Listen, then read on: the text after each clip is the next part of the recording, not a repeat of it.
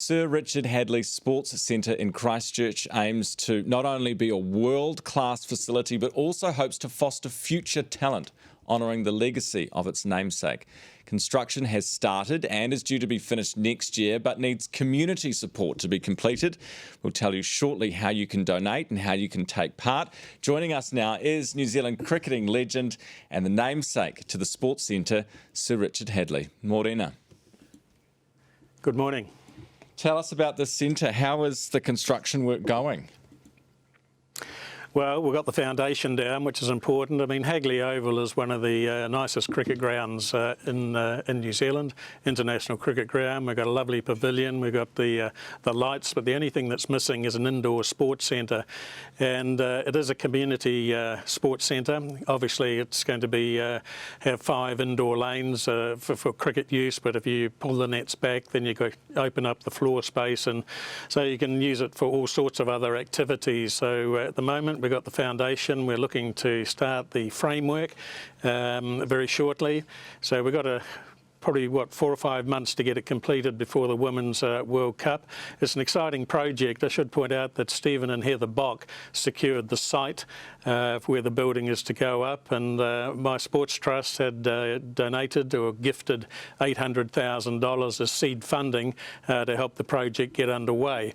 It's about a $5 million project. We've raised about $2.5 million at this time, so it's another 2.5 to go, and we need some support. Well, some wonderful news this morning. Mark Richardson's going to donate his big TV salary to the cause.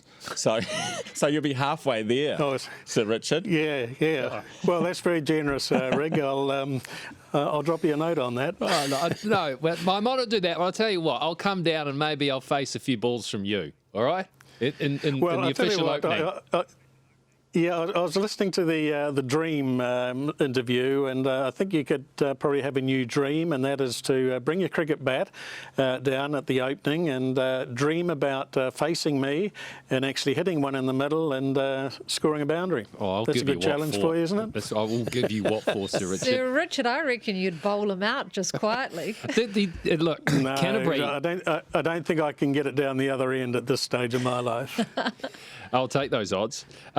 The cricket facilities in Christchurch and Canterbury, you know, after the earthquake, then it was a long time to get Hagley Oval up and running. It's a fantastic venue. Because of the tradition and the heritage of cricket in Canterbury, do you think it should rightly be New Zealand cricket's home and it should have the best facilities?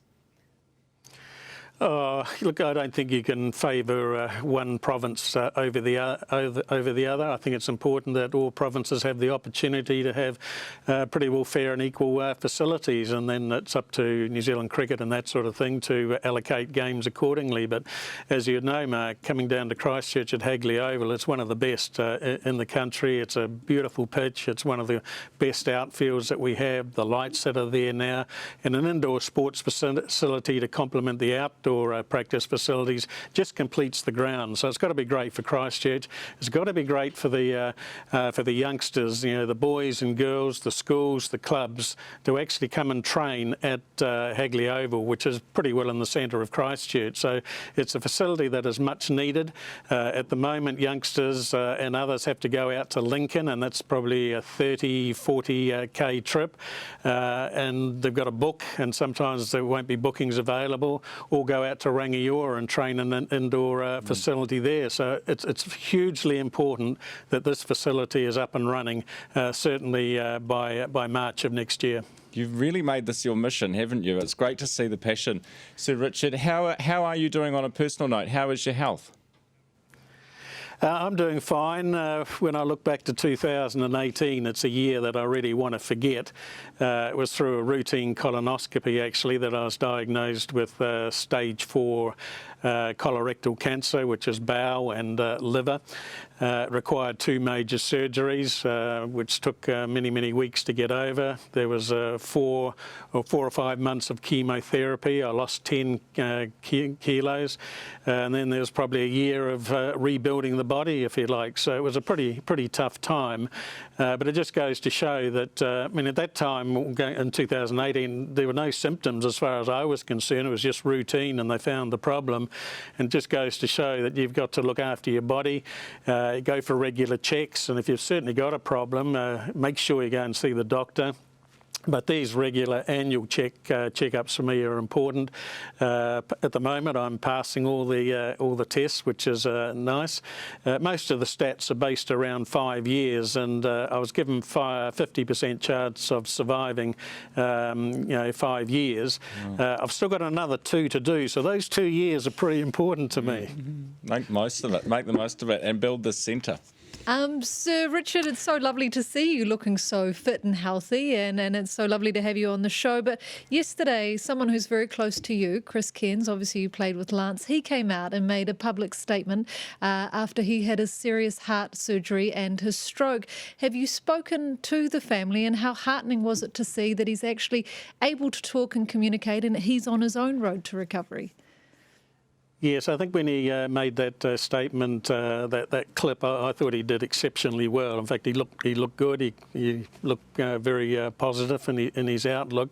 He's got a long road ahead of him, obviously. I have been in contact by email with Sue, Chris's mother, and I have been texting Lance on numerous occasions. In fact, Lance has just had a knee replacement, so he's down here in Christchurch, and I'm hoping to catch up with him in the very near future. So yes, in contact and up to date with what is going on. What about the Black Caps very quickly? They've obviously just returned. They're in Dubai. They abandoned Pakistan. Obviously the right decision. But do you hope, though, that one day they will play Pakistan? And, how big a hit is it for that country? Oh, it's a huge hit, and I thought New Zealand cricket were very brave in creating the opportunity to go to Pakistan and to play there. I think it would have been good for international cricket, actually, but clearly a threat against the safety of players. The decision that New Zealand cricket had to make to withdraw the team was absolutely right, and the fact that that's backed up now by England not going means that New Zealand cricket's decision is correct. It takes me back actually to about 1987 when I was in Sri Lanka, and we just finished the first test match in Colombo, and a bomb went off. Sadly, there were fatalities and many other casualties, and within 24 hours we were out of the country. You can't expect sports people in any sport anywhere in the world to be out there trying to perform to the best of their ability when you know that there are security and safety threats around. So those decisions unfortunately have to be made, and I just know that New Zealand cricket would be keen to have that series played at some other stage. So it's not as though the cricket's been lost, but it may be in Pakistan, but that series will in fact be played at some other time. So that's good news. Yeah, absolutely. And as you say, Sir Richard, better to be safe than to be sorry. We thank you very much for coming on the program this morning, and we've got details for people at home if they want to help out. That is New Zealand cricket legend Sir Richard Hadlee. To donate to the construction of the Sir Richard Hadlee Sports Centre, visit hagleyOval.co.nz, and you'll see a link to the Sports Centre at the top. That's hagleyOval.co.nz.